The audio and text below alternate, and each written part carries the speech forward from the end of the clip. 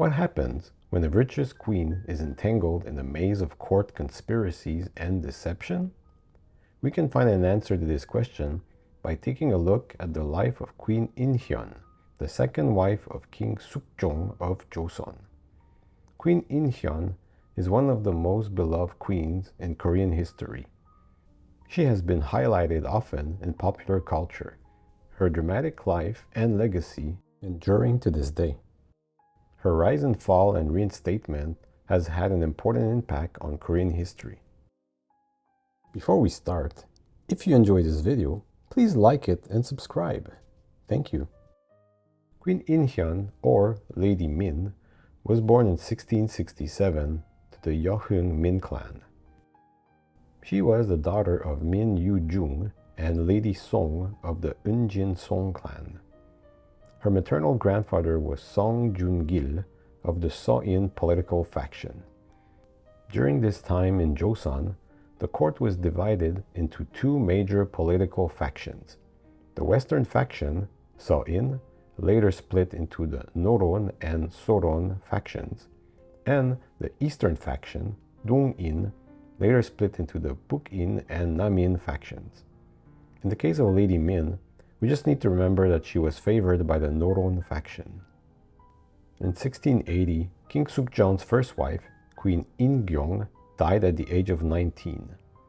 Si-yeol, a very important figure in the So-in faction, recommended to the Queen Dowager to make Lady Min the next queen. In 1681, she married the 20-year-old King Sukjong. She was 14 years old. It is said that the king didn't give her any affection and went to see Palace Lady Jang quite often. Her full title is Royal Noble Consort Ui of the Indong-jang clan. I'll refer to her simply as Lady Jang. Queen Dowager Myeongseong, the queen of King Gyeongjong, Sukjong's father, was cautious of Lady Jang and her affiliation to the Namin faction. The Queen Dowager banished Lady Jang from the palace because she didn't want her son to be influenced by her and the faction that she was affiliated with. When the Queen Dowager died, Sukjong invited Lady Jang back to the palace and continued to spend a lot of time with her. Maybe because he felt bad for Queen Inhyeon, he built a house for her father in 1687. It was named the House of Gamgodang.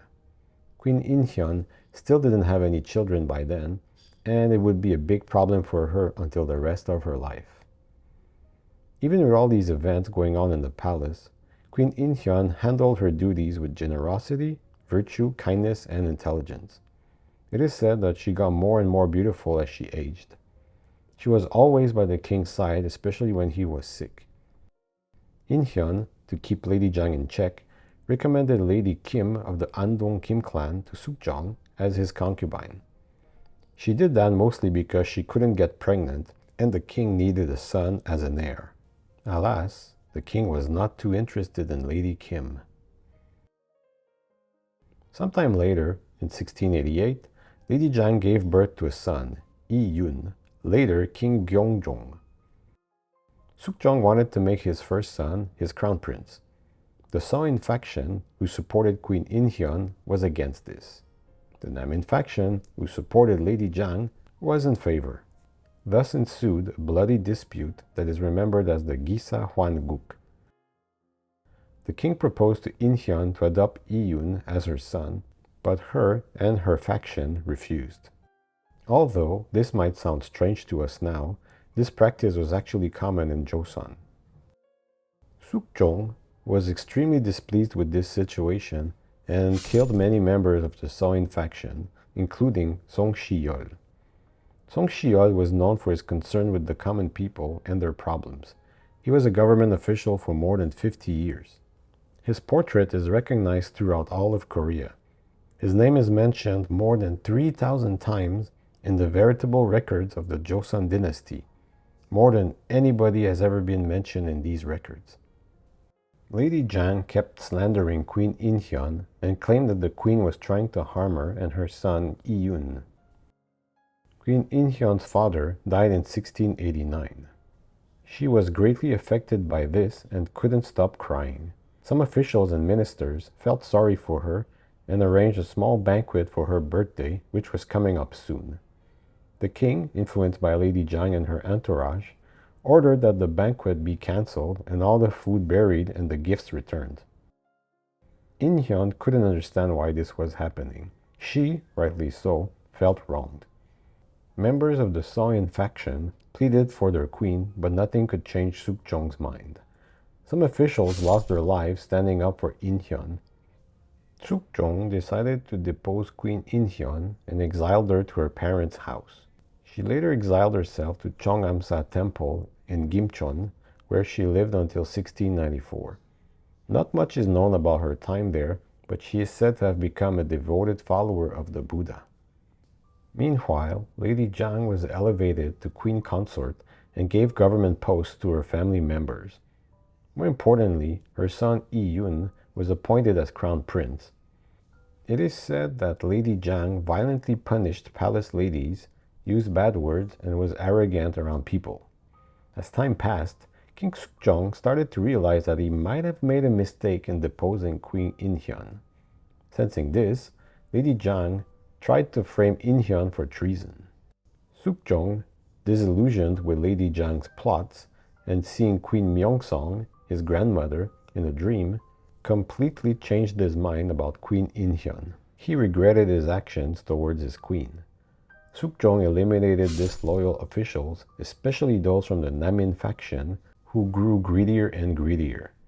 He grew tired of Lady Jang's family. Another purge happened on April 1st, 1694, called the Gapsul Hwanguk.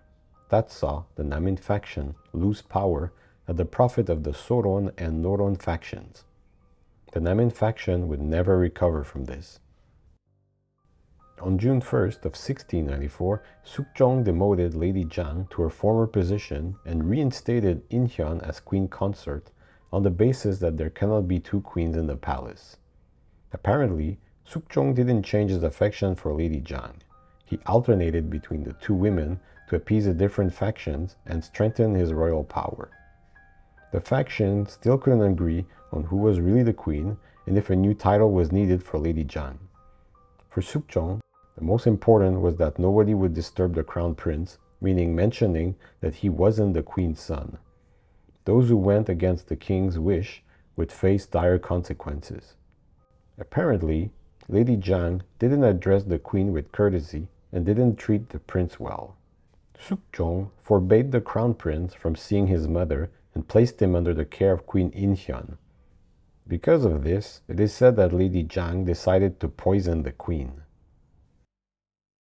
In March of 1700, Queen Inhyeon fell ill. She had severe pain in both her legs and on her right side. The pain spread rapidly. She was very sick for more than a year. The doctors couldn't cure her. She had nausea, abdominal pain, diarrhea, fever, was vomiting, and losing her appetite. Her illness and suffering was documented, and it's quite a sad read. Queen Inhyeon died on September 16th of 1701 in Gyeongjong Palace. Many people at the time thought that she was poisoned.